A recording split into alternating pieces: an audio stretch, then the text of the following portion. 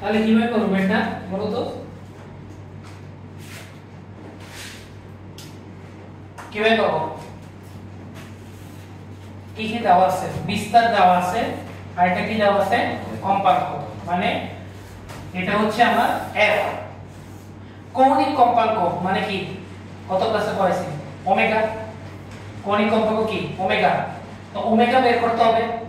আমার কি কি দেওয়া আছে? বিস্তার দেওয়া আছে এক নম্বর কোশ্চেনে, a বিস্তার a 0.01 মিটার, আর কম্পাঙ্ক দেওয়া আছে 12 হার্জ, তাই না? তাহলে আমাকে এখান থেকে কি বের করতে বলছে? ওমেগা বের করতে বলছে। তাহলে ওমেগার সূত্রটা কি বলো তো? ওমেগা সমান আমরা জানি 2 পাই f। তাহলে 2 পাই f এর মান কত? 12। তাহলে সুতরাং ওমেগা সমান কত হবে? 24 pi radian per second. 24 pi radian per second. ওমেগার একক কি? Radian per second. আমরা গত ক্লাসে এই সূত্রটা পড়ছি। কৌণিক বেগ, কৌণিক কম্পাঙ্ক একই জিনিস। কৌণিক বেগ, কৌণিক কম্পাঙ্ক এগুলো একই জিনিস। আচ্ছা, তোমাদের এখানে একটা কোশ্চেন আরেকটা লেখো। এখানে একটা কোশ্চেন আরেকটা লেখো যে 5 সেকেন্ড পর বস্তুটির কৌণিক সরণ কত?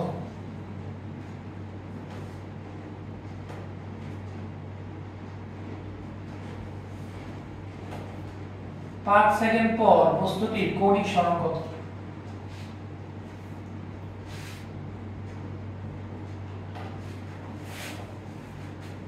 ওমেগা কম্পাঙ্ক চলে আসে। পর্যায়কাল বের করা যায় না? পর্যায়কালের সূত্র কি? p = 1/f। তাহলে 1/12।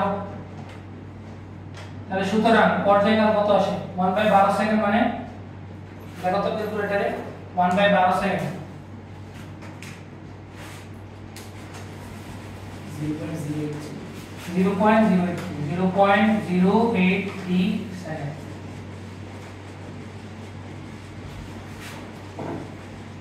3 নাম্বার, 5 সেকেন্ড পর কি বের করতে বলছে? কৌণিক সরণ। তো কৌণিক সরণ থিটা। তো ওমেগা সমান আমরা কি জানি? সূত্র পড়ে আসছি না? আর প্রথম সূত্রটা ওমেগা। হ্যাঁ, ওমেগা θ/t।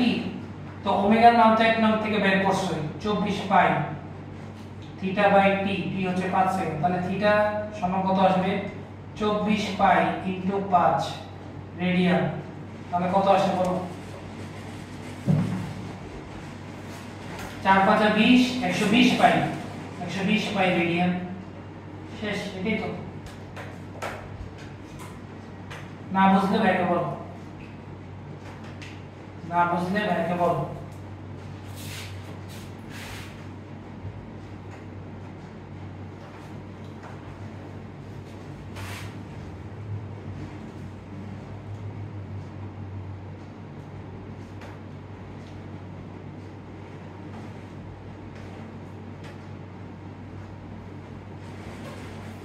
ক্লিয়ার নাকি সমস্যা আছে? সমস্যা নেই। বিস্তারের কোনো কাজ নেই। অনেক কিছু।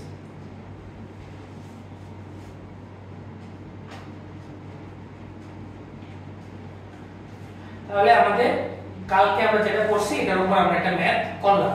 ক্লিয়ার?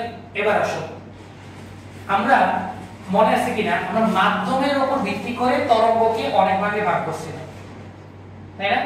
2 ভাগে ভাগ করছিলাম। তরঙ্গকে 2 ভাগে ভাগ করছি, যান্ত্রিক তরঙ্গ আর এটা কি ছিল? তাড়িৎ চৌম্বকীয় তরঙ্গ। এখন আমরা এটাকে স্পন্দনের উপর নির্ভর করে তরঙ্গকে ভাগ করব। স্পন্দনের ডাইরেকশনের উপর ডিপেন্ড করে তরঙ্গকে 2 ভাগে ভাগ করা যায়। কয় ভাগে? 2 ভাগে। দেখ, স্পন্দনের কি আছে? সমস্যা আছে? দেখো স্পন্দনে, দেখো সবাই দেখো,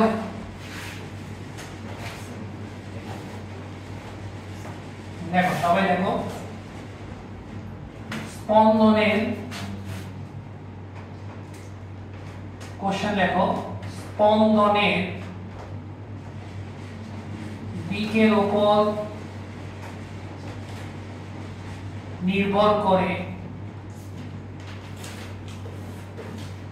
তরঙ্গকে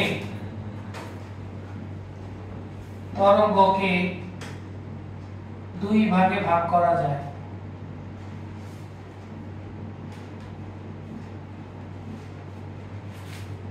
এক নাম্বার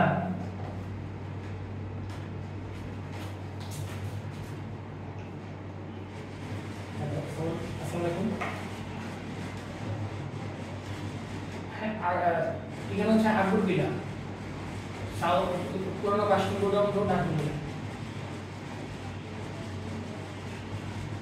হ্যাঁ হ্যাঁ আগুর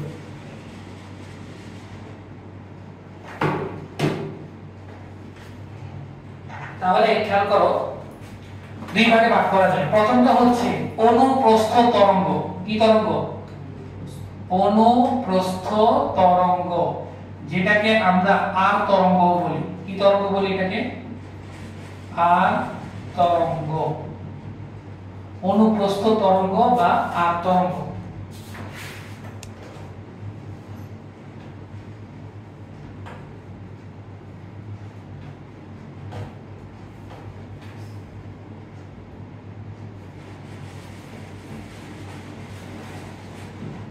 ঠিক আছে?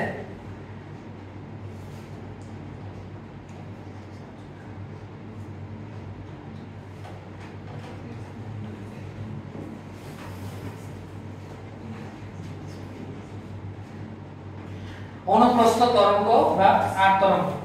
হ্যাঁ হ্যাঁ আস্তে আস্তে নিচে আনো। দেখো একটু মনোযোগ দিয়ে বুঝো, আমরা যতগুলা এই যে 6 নাম্বার লেকচার পর্যন্ত 6 নাম্বার ক্লাস পর্যন্ত আমরা যতগুলা তরঙ্গ দেখছি সবগুলাই আমার আর তরঙ্গ ছিল বা অনুপ্রস্থ তরঙ্গ ছিল। তার মানে হচ্ছে কণার যে স্পন্দনের দিক, উপর নিচ, আর তরঙ্গ প্রবাহের দিক সামনের দিক, তাদের মধ্যবর্তী কোণ কত? 90 ডিগ্রি না?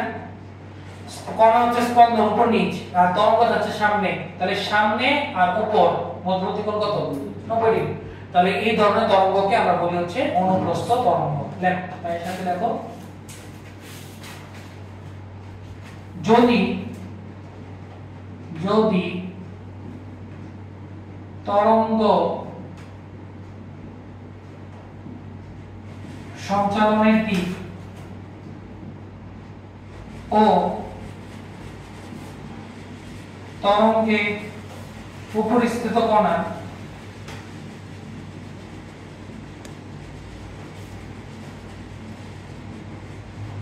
স্পন্দনের দিকে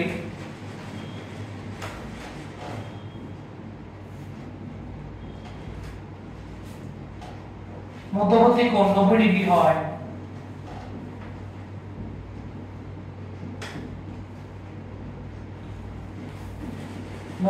হলে মুক্ত তরঙ্গকে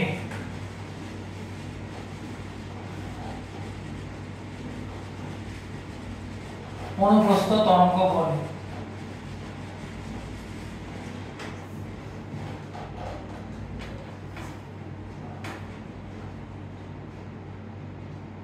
যদি তরঙ্গ সঞ্চালনের দিক বা তরঙ্গে উপরিস্থ কণা স্পন্দনের দিকের মধ্যবর্তী কোণ যদি 90 ডিগ্রি হয়, তাহলে উক্ত তরঙ্গকে আমরা কি বলবো?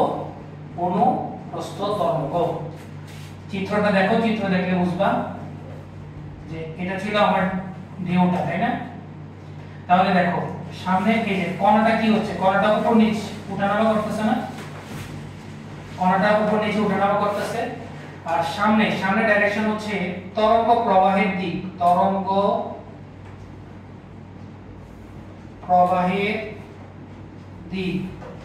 আর উপর নিচ হচ্ছে স্পন্দনের দিক। মধ্যবর্তী কোণ কত হয়ে গেল? 90 ডিগ্রি। মধ্যবর্তী কোণ হয়ে গেল 90 ডিগ্রি।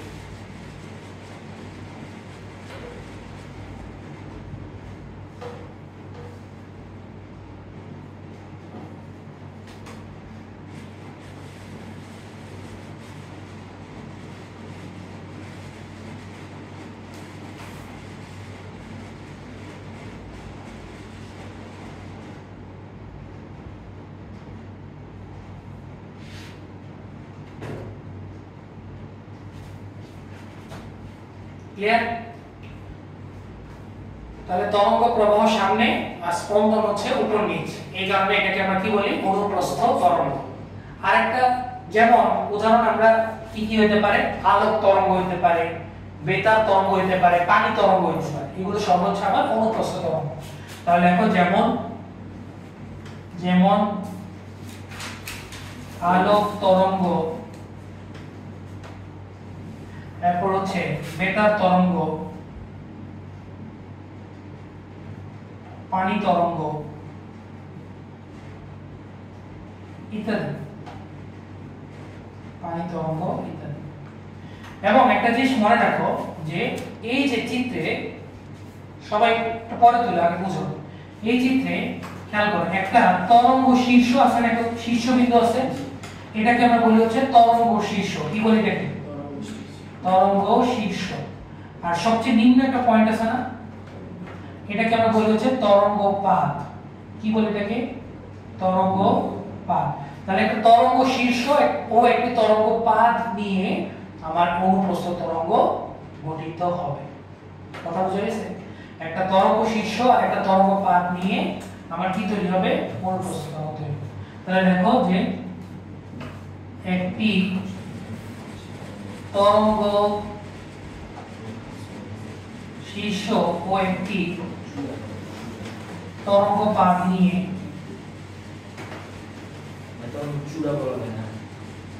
বলা যায় বইয়ের ভাষায় তরঙ্গ শীর্ষ অনুপ্রস্থ তরঙ্গ গঠিত হয়।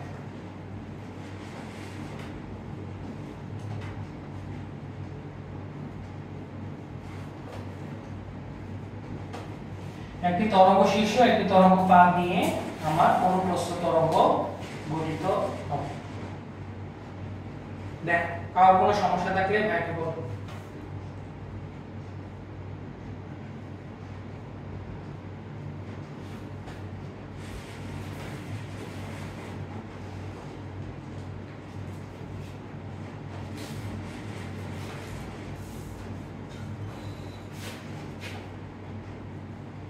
হ্যালো, জি আপনি আসছেন?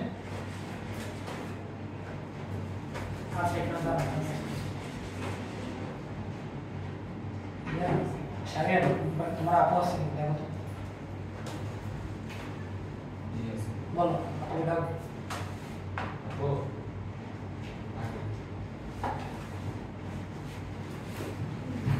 আসছে আসছে। ক্লিয়ার? সমস্যা আছে এখানে?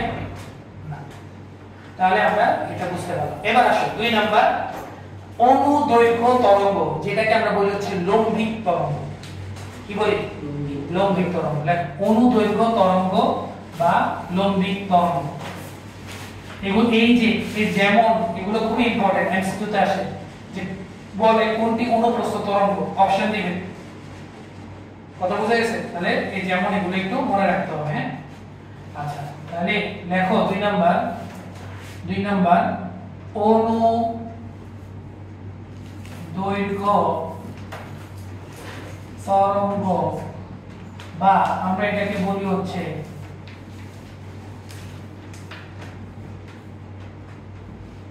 লম্বিক তরঙ্গ। অনুদৈর্ঘ্য তরঙ্গ বা আমরা এটাকে বলি হচ্ছে লম্বিক তরঙ্গ। অনুদৈর্ঘ্য তরঙ্গ অথবা আমরা এটাকে কি বলি? লম্বিক তরঙ্গ। কথা বুঝা গেছে? সংজ্ঞাটা কি? সংজ্ঞাটা আমি আগে বলি যে আমার তরঙ্গ প্রবাহের ডাইরেকশন আর কণার যে স্পন্দনের ডাইরেকশন দুইটা যদি একই দিক হয়, কথাটা আমি বুঝতে পারছি না? অর্থাৎ হ্যাঁ সমান্তরাল, অর্থাৎ কণা যে স্পন্দিত হবে এই কণাটা যদি যে ডাইরেকশনে স্পন্দিত হয়, তরঙ্গ যদি একই ডাইরেকশনে প্রবাহিত হয়, তাহলে তাদের মধ্যবর্তী কোণ কত হয়ে যায়? একই ডাইরেকশনে যদি প্রবাহিত হয় 0 ডিগ্রি না? তাহলে যদি তরঙ্গ সঞ্চালনের দিক এবং তরঙ্গে উপস্থিত কণার স্পন্দনের দিকে মধ্যবর্তী কোণ যদি 0 ডিগ্রি হয়, তাহলে উক্ত তরঙ্গকে আমরা কি বলবো? অনুদৈর্ঘ্য তরঙ্গ। সংজ্ঞাটা লেখো সব।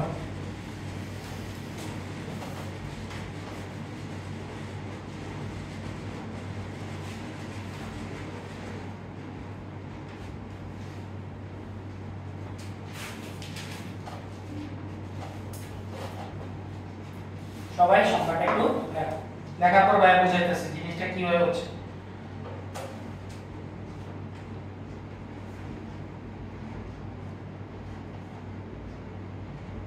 আজকে আসলে পড়ার ইচ্ছা ছিল না, কেমন জানি ভালো লাগতেছে না, কিন্তু 3টা ব্যাচে তো পড়াইছে না, তোমাদের না পড়াইলে তো তোমরা 3টা ইয়েতে মিশে যাও।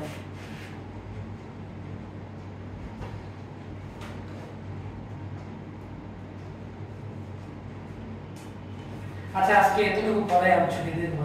আজকে কেন জানি শরীরটা মানে হচ্ছে না আর কি, ঠিক আছে? তোমরা আমি বলি তোমাদের 15 তারিখ ষষ্ঠ অধ্যায়ের উপর পরীক্ষা, সবাই কিন্তু পরীক্ষা দিতে হবে। ষষ্ঠ অধ্যায়ের উপর পরীক্ষা, পরীক্ষা না দিলে আপনি কিন্তু মন দিবে সব বাসায় যে পরীক্ষা দাও, ঠিক আছে? তাহলে আর পরীক্ষায় আপু থাকবে, আমি থাকবো না, কথা বুঝেছে? আমার পরীক্ষা ভাইয়ের পরীক্ষা শুরু হবে 13 তারিখ থেকে। তো 15 তারিখ পরীক্ষা, ক্লাস শুরু হবে 20 তারিখ থেকে। কত তারিখ থেকে? 20 তারিখ। 20 তারিখ তোমরা সন্ধ্যার ব্যাচে আসবা, কথা বোঝা গেছে? তোমরা সন্ধ্যার ব্যাচে আসবা ইয়াতে 20 তারিখ সন্ধ্যার ব্যাচে আমি মানে তোমাদের যেটা বাকি আছে, একটাই টপিক বাকি, ওইটাই আমি পড়াবো, ঠিক আছে? দেখো তাহলে মধ্যবর্তী কোণ কত? 0। এবার এটার একটা বাস্তব উদাহরণ আছে শব্দ তরঙ্গ। কি তরঙ্গ? শব্দ তরঙ্গ। কিভাবে শব্দ তরঙ্গ? এই যে আমি যে কথা বলতেছি, আমার কথাটা তোমার কানে এসে পৌঁছাইতেছে না? কানে এসে পৌঁছাইতেছে। এখন শব্দটা কিভাবে তোমার কানে এসে পৌঁছাইতেছে সেটা আমরা একটু বিশ্লেষণ করব। কথা বুঝেছ? খেয়াল করো। যেমন মনে করো এখানে একটা উৎস আছে। কি আছে এখানে? উৎস আছে। আর এখানে একটা আছে, মনে করো এখানে একটা কান, মনে করো এটা একটা কান। তো শব্দ তো কানেই আসে, তাই না? মুখে তো আসে না, চোখে তো আসে না, কানে আসবে। তাহলে উৎস থেকে শব্দটা কিসে আসবে? কানে আসবে। এখন কিভাবে আসে? মাঝখানে কি আছে? এই তোমার আর আমার মুখে আর তোমার কানের মাঝখানে কি আছে? বাতাস আছে, তাই না? তাহলে খেয়াল করো, আমরা একটা বাতাসের একটা অংশ হিসাবে চিন্তা করব, এবং মনে করো কোনো শব্দ এখনো উৎপন্ন হয় নাই। তাহলে এই যে বাতাসের যে কণাগুলো আছে, মনে করো কোনো শব্দ হচ্ছে না, তাহলে বাতাসের যে কণাগুলো এখানে আছে সেগুলো সমবন্টিত থাকবে না? সমান জায়গায়, সব জায়গায় সমান অংশ। তাহলে কি হচ্ছে? তাহলে মনে করো বাতাসের যে কণাগুলা, এটা দেখো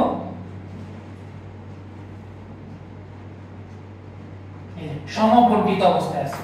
তো সমবন্টনটাকে আমি এভাবে দেখাবো, সমান রেখা দিয়ে দেখাবো।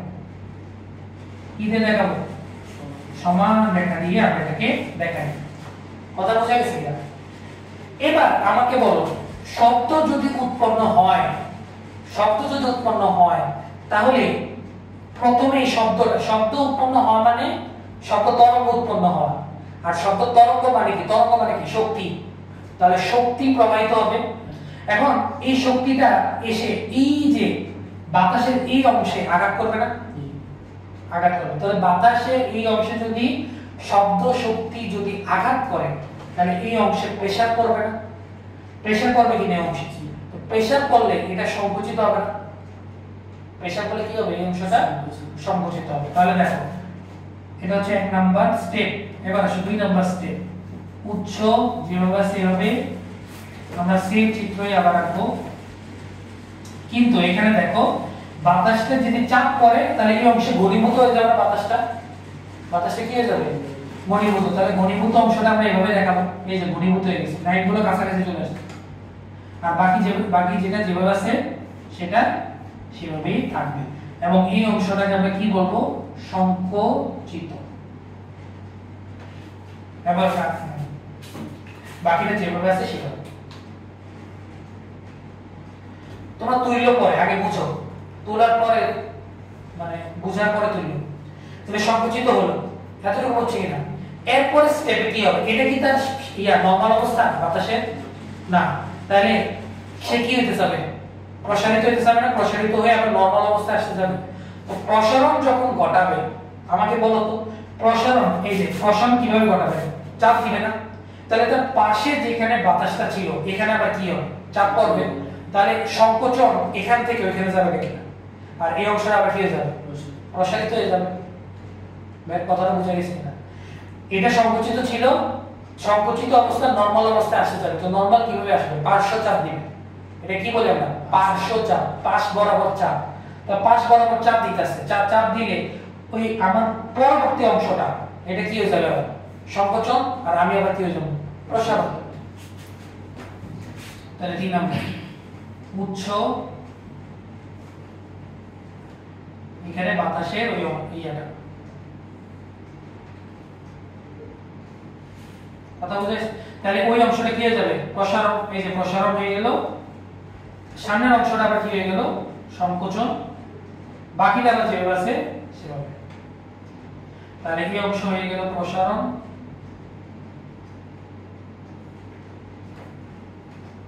এই অংশটা আবার হয়ে গেল সংকোচিত। সংকোচিত। এবার আমাকে বলো কি হবে, তোমরা বলো এবার স্টেপ কি হবে। যেটা সংকোচন ছিল এটা আবার কি অবস্থায় যেতে চাবে, প্রসারণ। তাহলে কি করবে, চাপ দিবে না, পার্শ্ব চাপ। তো পার্শ্ব চাপ আমার আঙ্গুলটা দেখো, যদি পার্শ্ব চাপ দেয় তাহলে বাম সাইডের যে প্রসারণ এটা আবার কি হয়ে যাবে, সংকোচন। মাঝখানের অংশ প্রসারণ, আবার ডানে চাপ দিতেছে না, এটা আবার কি হয়ে যাবে, সংকোচন। তাহলে 4 নম্বর।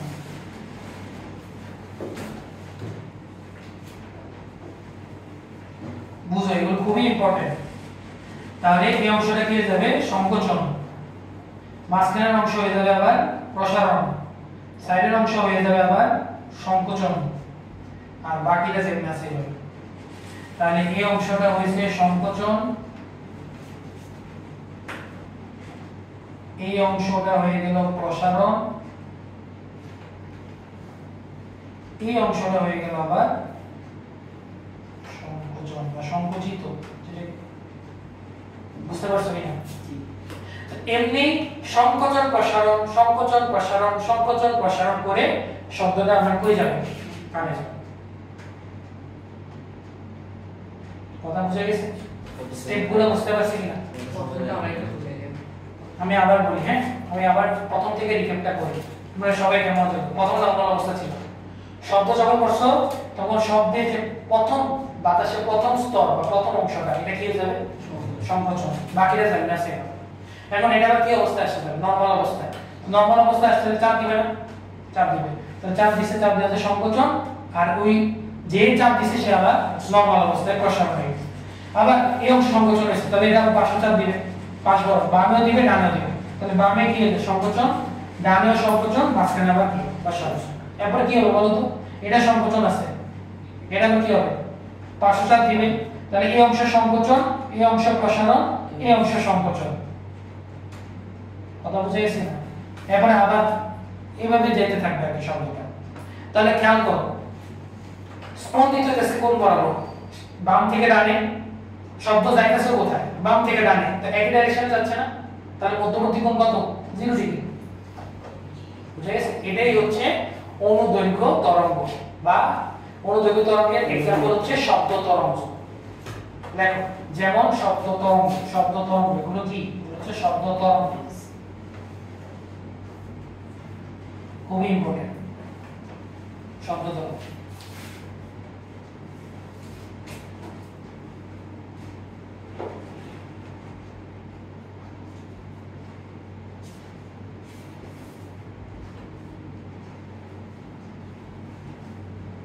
না, ওটা দেখাই দিই, বাকি দেখি না, শেষ করে দিই। বুঝে গেছে না? বুঝেছে? তাহলে আমাদের অনুপ্রস্থ আমরা বুঝলাম, অনুদৈর্ঘ্য আমরা বুঝলাম, সবই বুঝলাম। এবার আসো, ও তোমরা তুলো নাকি, তুলো।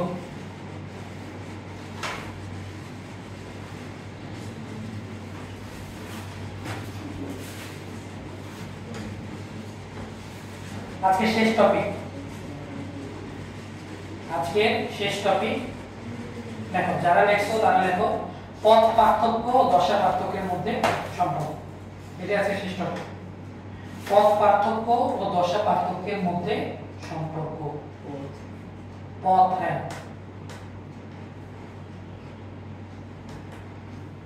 নিচে লেখাগুলো কিন্তু লিখতে হবে, সংকোচন প্রসারণ সংকোচন প্রসারণ।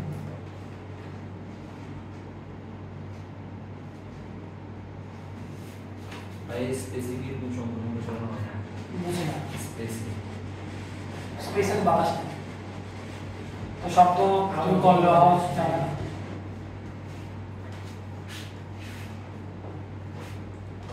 লেখ পদ পার্থক্য ও দশা পার্থক্যের মধ্যে সম্পর্ক। পদ পার্থক্য ও দশা পার্থক্যের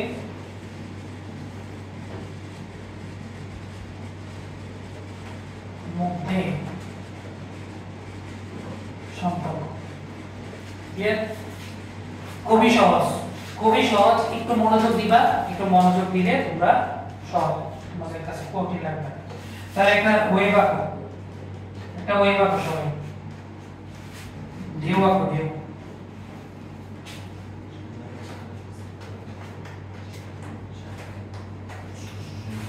তাহলে আমরা একটা ঢেউ আঁকলাম, ঢেউ আঁকলাম, তাই না? ঢেউ আঁকলাম। খেয়াল করো, আমাকে বলো এখানে একটা কণা আছে, এটা সমদশা সম্পন্ন আরেকটা কণা কই থাকবে? এই বিন্দুতে যদি একটা কণা থাকে, তার সমদশা সম্পন্ন আরেকটা কণা কই থাকবে? ল্যামডা দূরত্ব কোথায়? এখানে, এখানে, এখানে। তাহলে এখানে আরেকটা কণা আছে, তাহলে এই কণার সমদশা সম্পন্ন আরেকটা কণা কোথায়? বি তে। তাহলে তাদের মধ্যবর্তী পথ পার্থক্য কত? পথের পার্থক্য কত? স্ট্রেট লাইন ল্যামডা না? পথ পার্থক্য কত? ল্যামডা। এটা বুঝতে পারছো কি না? সমদশা পরপর সমদশা সম্পন্ন দুইটা কণার মধ্যবর্তী দূরত্ব ল্যামডা। তাহলে এ কণা আর বি কণা মধ্যবর্তী পথ পার্থক্য কত? মানে পথের ডিফারেন্স হচ্ছে ল্যামডা। তাহলে দশার ডিফারেন্স কত? দশার ডিফারেন্স কত? খেয়াল করো, বলো তো কত হইতে পারে? খেয়াল করো, এ হচ্ছে কণা আছে, বি তে আরেকটা কণা আছে। এখন এ থেকে পুরো পথ অতিক্রম করে আবার ওই কণাটা কোথায় আসছে? একই বিন্দুতে চলে আসছে না? একটা পূর্ণ স্পন্দন হয়েছে, মানে এ থেকে যাত্রা শুরু করছে, সম্পূর্ণ পথ ঘুরে আবার এতে ফিরে আসছে। তাহলে তার কত দশার পরিবর্তন হয়েছে? দশা পার্থক্য মানে দশার পরিবর্তন। দশা পরিবর্তন কত হয়েছে? একবার ঘুরছে না, মানে 360 ডিগ্রি ঘুরছে। তো এটাকে আমরা কিসে নিব? রেডিয়ান। কত রেডিয়ান? 2 পাই রেডিয়ান। 2 পাই রেডিয়ান হয়েছে কিনা দেখো। এটাকে এই যে এটা অর্ধবৃত্ত, এটাকে এদিকে আমরা একটা পূর্ণবৃত্ত হয় না, মানে 2 পাই রেডিয়ান। তাহলে ল্যামডা পথ পার্থক্যে দশা পরিবর্তন হয়, দশা পরিবর্তন হয় 2 পাই রেডিয়ান। তাহলে একক পথ পার্থক্যে দশার পরিবর্তন কত হবে? 2 পাই বাই ল্যামডা রেডিয়ান।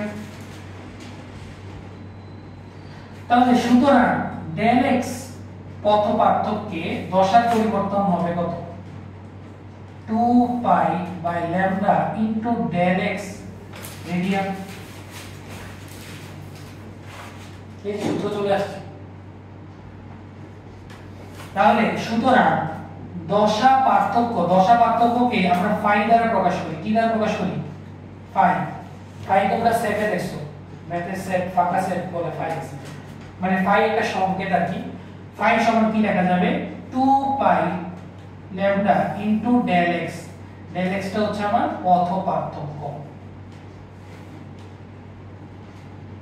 এটাই সূত্র, এটাই সূত্র, বক্সটাই আমার সূত্র। ওই ঠিক নিয়মে সূত্র হয়ে গেছে। ডেল এক্স উপর হ্যাঁ, আর ফাই হচ্ছে দশা পার্থক্য।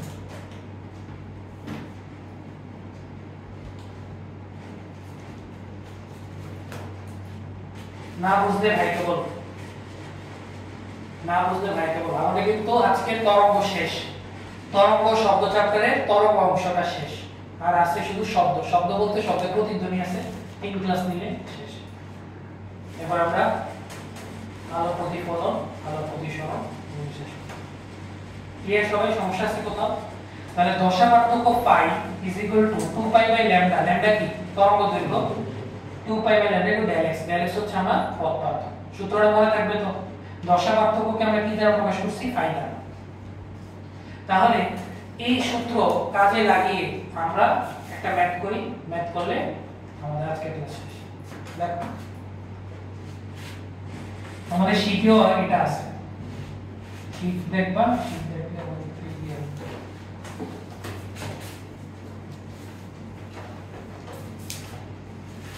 দেখো সবাই দেখো 0.325 কোশ্চেন 0.325 মিটার ব্যবধানে অবস্থিত তরঙ্গে ব্যবধানে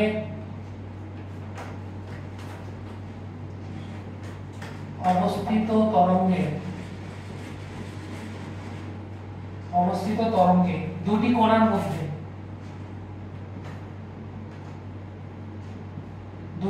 কণার মধ্যে দশা পার্থক্য পাই রেডিয়ান উৎসের কম্পাঙ্ক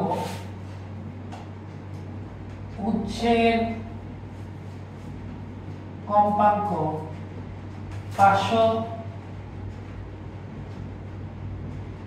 হার্জ হলে মাধ্যমে তরঙ্গের বেগ কত মাধ্যমে তরঙ্গ বেগ কত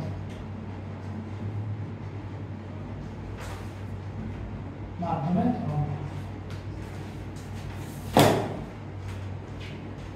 এটাই আজকে আমাদের শেষ ম্যাথ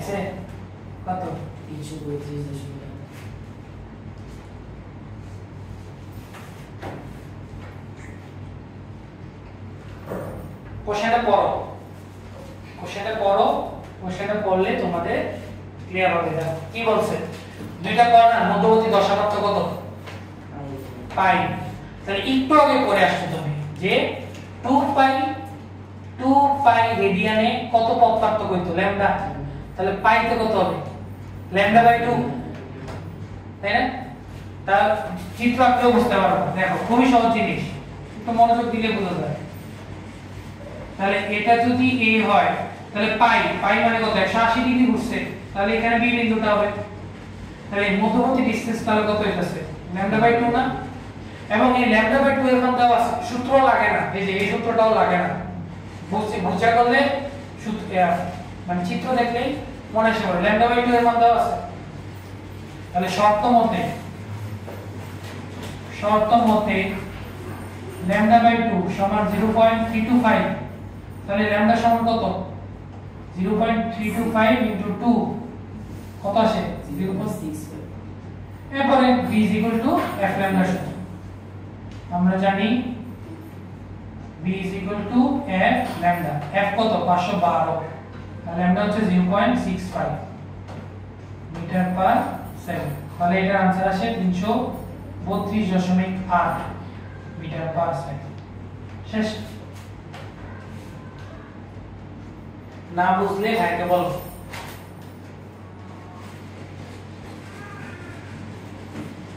চিত্রটা ওটা পায় সবাই এতটুকু a থেকে b তাহলে একটা বাই 2 ডিসটেন্স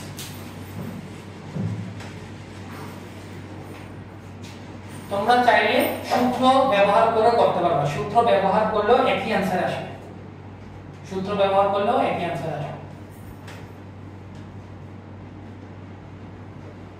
তোমরা আমাকে आंसर দাও আমি কিছু বলি হ্যাঁ তুমি आंसर দাও আমি তোমাকে যদি বলি যে 5 পাই বাই 2 দশা পার্থক্য কি বলছি 5 পাই বাই 5 পাই বাই 2 এটা হচ্ছে 5 দশা পরিবর্তন। তোমাকে আমি বললাম ডেল x কত, তুমি সূত্র ছাড়া বলো, চিত্র দেখে সূত্র ছাড়া বলো, ভালো করে বলো, বলেছে চিত্র দেখো, চিত্র দেখো, দশা পরিবর্তন কত 5 পাই বাই 2। তোমাকে বলছি পথ পার্থক্য কত, তুমি তো সূত্র দিয়েও করতে পারো এটা। এখানে 5 এর মান কত বসাবা, 5 পাই বাই 2, এখান থেকে কি বের হবে, ডেল x চলে আসবে 1.25। হ্যাঁ 1.2। কিভাবে, আমরা আগে জিনিসটা বুঝি, চিত্র দিয়ে বুঝি। 5 পাই বাই 2 দশার পরিবর্তন মানে কি, আড়াই আড়াই আড়াই পাই, কত পাই, আড়াই পাই। এখন আমরা একটু আগে শিখছি ল্যামডা সমান কত, 2 পাই। তাহলে 2 পাই কতটুকু, এতটুকু না, এই যে এতটুকু হচ্ছে আমার 2 পাই, এই যে এ থেকে এখান পর্যন্ত 2 পাই আছে। আর কত পাই যেতে হবে, আরো কমপ্লেক্স যেতে হবে হাফ পাই, হাফ পাই কই হবে এখানে, মানে এখানে হাফ পাই, এই যে এখানে হাফ পাই। তাহলে এখান থেকে এই যে এখান থেকে এতটুকু ডিসটেন্সে তো আমার পথ পার্থক্য। তাহলে এতটুকু কত হইছে ল্যামডা, এতটুকু হচ্ছে ল্যামডা, আর এতটুকু কত হবে, এই যে এতটুকু ল্যামডা বাই 4, এক কোয়ার্টার কোয়ার্টার। তাহলে ল্যামডা ল্যামডা বাই 4 যোগ করলে কত, 5 ল্যামডা বাই 4। সহজ না কঠিন, সহজ। তোমাকে আমি যদি বলি যে 3 ল্যামডা বাই 2 আমার ইয়া বলো, দশা পার্থক্য বলো, দশা পার্থক্য বলো, 3 ল্যামডা বাই 2। চিত্র আঁকো, চিত্র এঁকে বলো 3 ল্যামডা বাই 2 কত হবে, দেখে বলো, দেখে বলো কত হবে। 3 ল্যামডা বাই 4। না না, তোমার দশাতে তো ল্যামডা আসবে না, দশাতে কি ল্যামডা আসবে না, পথ পার্থক্যে ল্যামডা আসবে 3 পাই বাই 4, 3 পাই বাই 4। কথা বুঝে গেছে মামারা ভাই, বুঝছো 3 পাই বাই 4 কিভাবে হচ্ছে একটু দেখো, দেখো এগুলো মুছে দেই, এগুলো তো আমি বুঝছি, একটু দেখো। তাহলে আমরা কি 3 ল্যামডা বাই 2 বলছি না, তাহলে পুরোটা কত ল্যামডা, তাহলে 3 মানে ডেল ল্যামডা, তাহলে ডেল ল্যামডা কতটুকু হবে, এটা হচ্ছে ল্যামডা আরো অর্ধেক, তাহলে দেড়, 1 প্লাস হাফ দেড়। তাহলে এখানে না, এখানে না, এটা কত 3 ল্যামডা বাই 2। না না তোমাদের বলেছি, দেখো দেখো 3 ল্যামডা বাই 2, তাহলে এতটুকু কত 2 পাই না, 2 পাই আর কত গেছে, পাই গেছে, তাহলে 2 পাই প্লাস পাই 3 পাই আর আছে। কথা বুঝেছে? তোমাদের যদি কঠিন লাগে তোমরা কি করবা, সূত্র দিয়ে করবা, শেষ। তোমাদের যদি কঠিন লাগে কি দিয়ে করবা, সূত্র দিয়ে। তুমি সূত্র দিয়ে করে এটা দেখো, ইয়া পথ পার্থক্য 3 ল্যামডা বাই 2, তাহলে সূত্র কত, সূত্র হচ্ছে দেখো, সূত্র হচ্ছে আমি লিখি, এটা তো আমাদের শেষ। তাহলে সূত্র phi is equal to 2 pi by lambda into del x, এটা সূত্র না। তাহলে 2 pi by lambda del x সমান কত, 3 lambda by 2। তাহলে 2 2 কাটা, lambda lambda কাটা, आंसर কত 3 pi। সূত্র দিয়ে পারবা না, ইচ্ছা ঠিক আছে, তোমাদের যেটাতে সুবিধা সূত্র দিয়ে করতে পারো, চিত্র এঁকেও করতে পারো, आंसर একই। যাও, আল্লাহ হাফেজ।